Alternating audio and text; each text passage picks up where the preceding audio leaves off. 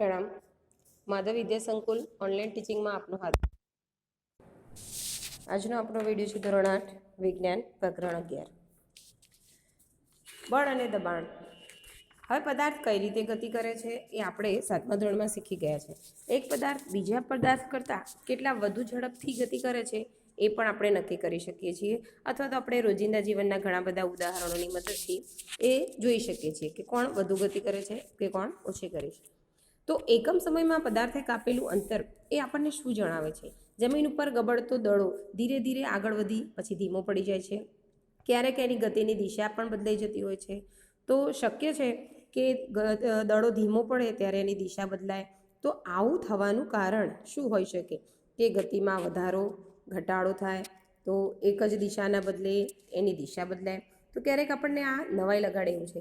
તો આપણે ઘણા બધા એવા ઉદાહરણો જોઈએ છે. તો આપણે યાદ કરીએ કે આપણે ફૂટબોલની અંદર રમતની અંદર જ્યારે ફૂટબોલને ગતિ લાવવા માટે આપણે જોયું છે કે જ્યારે એ જે એનો ખેલાડી છે એ દડાને વધુ ઝડપથી ગતિ કરાવવા માટે એ વારંવાર એ પોતાના પગ વડે એને ફટકા મારતો હોય છે અને એ દડાને ફિલ્ડર કઈ રીતે આગળની તરફ ધકેલતો હોય છે. પછી હોકીનો ખેલાડી એને પણ હોકી વડે એ ધીરે ધીરે ફટકા મારી અને દિશા બદલતો હોય અથવા એની ગતિ વધારો અથવા ઘટાડો પણ કરતો હોય છે. અને ક્યારેક એવો પણ સમય આવી જાય છે કે જ્યારે દડો સ્થિર થઈ જાય છે. તો આપણે આ બધી પરિસ્થિતિની અંદર જ્યારે દડાને લાત મારીએ છીએ, ધક્કો મારીએ છીએ કે હળવા હાથેથી ફટકો મારીએ છીએ ત્યારે આપણે એના પર બળ લગાડ્યું એવું આપણે કહીશું. તો આમ જ્યારે કોઈ પણ સ્થિર વસ્તુ ઉપર તમે કોઈ પણ પ્રકારનું બાહ્ય બળ લગાવો ત્યારે એ સ્થિર પદાર્થ છે એ ગતિ કરવા લાગે છે. એટલે કોઈ પણ પદાર્થને ગતિ થવા માટે બાહ્ય બળ આપવું જરૂરી છે. હવે આ બાહ્ય બળ એ ધક્કો અથવા તો ખેંચાણ પણ હોઈ શકે, કારણ કે આપણે દરેક વખતે એક જ પ્રકારનું એક જ ધાર્યું એક જ સરખું બળ લગાડતા નથી. આપણે જોઈએ છીએ કે ક્યારેક આપણે કોઈ પણ કાર્ય કરવું હોય તો દાખલા તરીકે ફૂલને આપણે ડાળીથી અલગ કરવું હોય તો આપણે એને હાથ વડે તોડીએ છીએ, એટલે ખેંચીએ છીએ. દરવાજાને બંધ કરવો હોય તો આપણે જોશથી ધક્કો મારીએ છીએ. તો ઘણા બધા જુદા જુદા પ્રકારના બળ આપણે લગાવીએ છીએ. દાખલા તરીકે ચૂંટવું, ખોલવું, બંધ કરવું, લાત મારવી, ઉચકવું, ફટકો મારવો, ધક્કો મારવો, ફટકારવું, ખેંચવું વગેરે જેવી ક્રિયાઓ કરીએ છીએ. અને આ દરેક ક્રિયાઓ એમાં ક્રિયા ભલે જુદી જુદી હોય પરંતુ બધાનો ઉદ્દેશ્ય એક જ હોય છે કે પદાર્થ ગતિમાં આવે છે અથવા પદાર્થની ગતિમાં ફેરફાર થાય છે. તો આપણે આવા બધા જ એક જ સમાન જુદા જુદા બળો માટે એક જ સમાન શબ્દ વાપરીએ તો એને આપણે કહીશું બળ લગાવો. તો આપણે અહીંયા કેટલાક ઉદાહરણ આપે છે કે ટેબલ પર પડેલું પુસ્તકને ગતિ કરી અને આપણે જોરથી ધક્કો મારી અને આગળની તરફ ધકેલીશું. તો આપણે આમાંથી કઈ ક્રિયા કરીશું? તો તમારે જાતે તમે આ કોષ્ટકની મદદથી એને સોલ્વ કરી શકો. કે દરવાજાને ખોલવો કે બંધ કરવો ત્યારે તમે શું કરો? કૂવામાંથી પાણી ભરેલી ડોલ તો એને ખેંચીશું. પેનલ્ટી કિક મારતો ખેલાડી તો એ ખેલાડી એને ધક્કો મારે છે. બેટ્સમેન દ્વારા ફટકારાયેલો ક્રિકેટનો બોલ તો એ પણ એને ધક્કો મારે છે. સામાન ભરેલા ગાડાને. તો આ બધા ઉદાહરણો જણાવે છે કે આપણે અલગ અલગ ક્રિયાઓ કરીએ છીએ પણ દરેક ક્રિયાનો એક જ ઉદ્દેશ્ય થાય છે કે પદાર્થની ગતિમાં વધારો ઘટાડો અથવા તો સ્થિર હોય તો એ ગતિમાં આવે છે. તો આ બધા ઉદાહરણો આપણને એક જ વસ્તુ તરફ ખેંચી જાય છે કે વિજ્ઞાનની અંદર પદાર્થને ધક્કો મારવો કે ખેંચવો અથવા કોઈ પણ ક્રિયા કરવી કે જેનાથી એ ગતિમાં આવી શકે અથવા ગતિ અવરોધી શકાય અથવા ગતિમાં ફેરફાર થાય. તો આપણે જે બહારથી લગાડીએ છીએ એને બળ તરીકે ઓળખવામાં આવે છે. એટલે કે કોઈ પણ પદાર્થને ગતિમાં લાવવા, ગતિની દિશા બદલવા અથવા તો ગતિને રોકવા બાહ્ય બળ આપવું જરૂરી છે. એટલે આપણે વિજ્ઞાનમાં આ જુદી જુદી ક્રિયાઓનું એક જ નામ આપી દીધું જેને આપણે બળ એટલે કે ફોર્સ અને એનું સંકેત કેપિટલ F વડે આપણે લખીએ છીએ. હવે આપણે જોઈએ છીએ કે બળ કઈ રીતે ઉદ્ભવે. દાખલા તરીકે તમને અહીંયા ચિત્રની અંદર દેખાય છે કે એક વ્યક્તિ કારની પાછળ ઊભો છે. હવે ધારો કે આ કાર બંધ પડી ગયેલી છે. તો હવે વ્યક્તિ જ્યારે પાછળ ઊભો છે ત્યારે આ વ્યક્તિની માત્ર હાજરી અથવા એ વ્યક્તિ એના હાથ દ્વારા ગાડીને સંપર્ક કરતો નથી. અને હવે આપણે કહીશું કે ગાડી આગળ જાય તો આ ગાડી આગળ ચાલે છે? તો ગાડી આગળ નહીં જઈ શકે કારણ કે ગાડી બંધ પડેલી છે. હવે ગાડીને ગતિમાં લાવવા માટે આ વ્યક્તિએ બીજા ચિત્રમાં છે એ પ્રમાણે એને ધક્કો મારવો પડશે. તો આ ઉપરનું અને નીચેનું આ ચિત્રની અંદર તફાવત માત્ર એટલો જ છે કે પ્રથમ પરિસ્થિતિની અંદર એ વ્યક્તિ એ ગાડીને સ્પર્શ પણ નથી કર્યો. જ્યારે બીજી પરિસ્થિતિની અંદર વ્યક્તિના હાથ વડે ગાડીને સ્પર્શ કરી અને જોશથી ગાડીને ધક્કો મારવાનો પ્રયત્ન કરવામાં આવે છે. તો બંનેવાળી પરિસ્થિતિની અંદર માત્ર એક જ વસ્તુ છે કે કોઈપણ પ્રકારની ગતિ જો કરવી હોય તો પદાર્થ એકબીજાના સંપર્કમાં હોવો જરૂરી છે. નીચેની ચિત્રની અંદર પણ દેખાડવામાં આવે છે કે બે છોકરીઓ રમે છે. તો આ બંને એકબીજાના હાથ વડે એકબીજાના સંપર્કમાં છે. તો હવે આવી તો આપણે ઘણી બધી રમતો રમી ચૂક્યા છીએ. દાખલા તરીકે તમને ચિત્રની અંદર દેખાય છે કે જે ફૂદેડી ફરવાની રમત છે. બીજા ચિત્રની અંદર દેખાય છે કે એક વ્યક્તિ બળદને ખેંચી જાય છે, ગાયને ખેંચે છે. તો આ બધા જ ઉદાહરણો એક જ વસ્તુ તરફ દોરી જાય છે કે જ્યારે કોઈ પણ પદાર્થ જો ગતિમાં લાવવો હોય અથવા કોઈ પણ પદાર્થને ગતિ કરાવવી હોય તો ઓછામાં ઓછા બે પદાર્થો વચ્ચે આંતરક્રિયા થવી જોઈએ, એટલે કે સંપર્કમાં હોવા જોઈએ.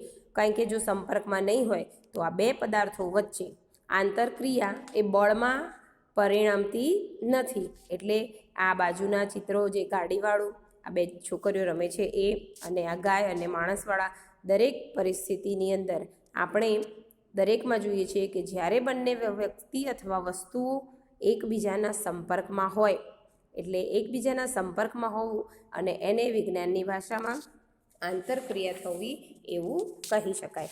તો આમ જ્યારે આવી રીતે કોઈ પણ બે પદાર્થો વચ્ચે આંતરક્રિયા થાય તો તે આંતરક્રિયા બળમાં પરિણમે છે.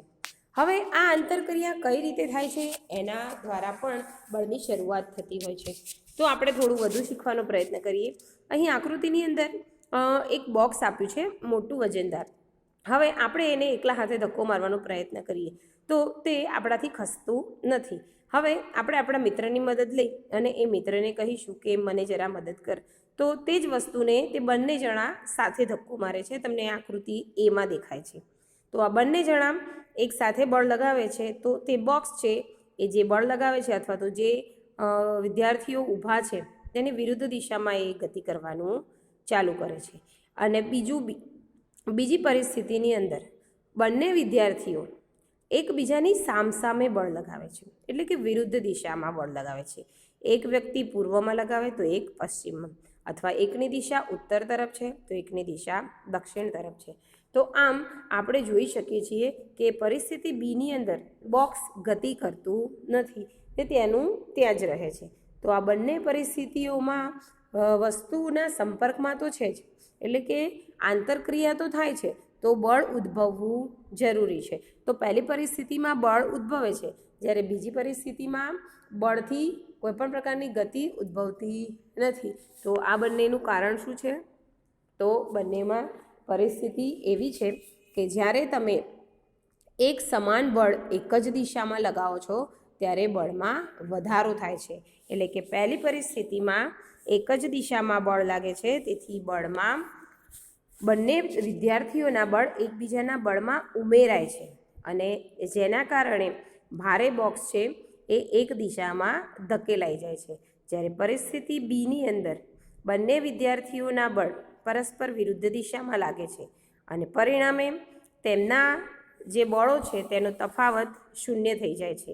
એટલે કે એકબીજાનું બળ એકબીજાના બળનો વિરોધ કરે છે અને પરિણામે તે બોક્સ કોઈપણ દિશામાં ગતિ કરતું નથી. તો આમ અહીંયા કહી શકીએ કે નીચેની પરિસ્થિતિમાં એકબીજામાં બળો અથવા તો પરિણામી અસર શૂન્ય થઈ જાય છે, જેને સંતુલિત બળ કહેવાય છે. એકબીજાનું બળ સમતોલાઈ જાય છે, જ્યારે પરિસ્થિતિ એની અંદર અસંતુલિત બળ લાગે છે અને જેના કારણે પદાર્થ ગતિ કરવા લાગે છે. તો આમ અસંતુલિત અને સંતુલિત બળોની વ્યાખ્યા આપણે વિગતવાર 9મા ધોરણમાં ભણીશું.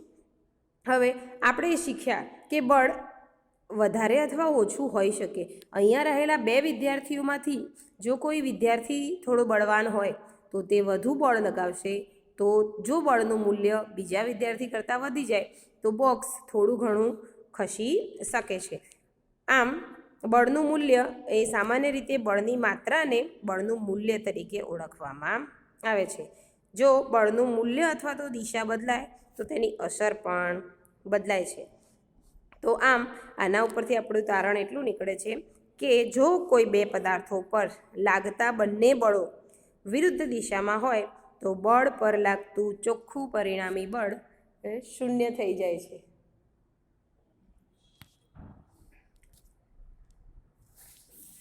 આમ પરિસ્થિતિ આકૃતિ 11.5ની જોઈએ. આમાં આપણે જોઈએ છીએ કે એક ગેમ રમે છે, વિદ્યાર્થીઓ આ રમત રમે છે, તમે પણ રમ્યા હશો. આની અંદર આપણે જોઈએ છીએ કે બંને ટીમ છે એ દોરડાને સમાન બળથી ખેંચે છે. હવે તો દોરડું ખસતું નથી. દરેક વિદ્યાર્થી દોરડાને પોતાની તરફ ખેંચવાનો પ્રયત્ન કરે છે. તો કેટલીક વાર એવું પણ થાય છે કે દોરડું ખસતું નથી. તો જ્યારે કેટલીક વખત એવું પણ થાય છે કે દોરડું જોશથી ખેંચાઈ જાય તો સામેવાળી ટીમના વિદ્યાર્થીઓ એ તરફ ધકેલાઈ જતા હોય છે. તો આમ આ રમતમાં આપણને જોવા મળે છે કે જે વિદ્યાર્થીઓ અથવા જે ટીમ વધુ જોરથી બળ લગાવશે તે આ રમતને જીતી જાય છે. તો એનું કારણ છે કે એક જ દિશામાં જ્યારે બળો લાગે છે, એટલે બંને તરફ 3 વિદ્યાર્થી છે, પણ જ્યારે એ 3 વિદ્યાર્થીઓનો વિરોધ કરતું બળ કરતાં પણ જો વધુ બળ સામેવાળી ટીમ લગાવશે તો તે ટીમ જીતી જાય છે. તો આમ બંને બળો પરસ્પર વિરુદ્ધ દિશામાં લાગતા હોય છે, એટલે પરિણામી બળ 0 થવું જોઈએ. પણ પરિણામી બળ 0 થવા કરતાં જ્યારે એ વધી જાય, એટલે જે ટીમ સામેવાળી ટીમ કરતાં વધુ બળ લગાવી દેશે એટલે એ 0 કરતાં પણ બળમાં વધારો થવા લાગશે અને ધીમે ધીમે એ દોરડું પોતાની તરફ ખેંચવાનો પ્રયત્ન કરે છે. તો આમ આપણે કહી શકીએ કે જ્યારે બળની માત્રા બીજા બળની માત્રા કરતાં વધી જાય તો પદાર્થ ગતિ કરતો હોય એવું કહી શકાય. હવે આપણે આના પછીના વિડીયોમાં જોઈશું કે બળ પદાર્થની ગતિની અવસ્થા બદલી શકે છે. પ્રણામ.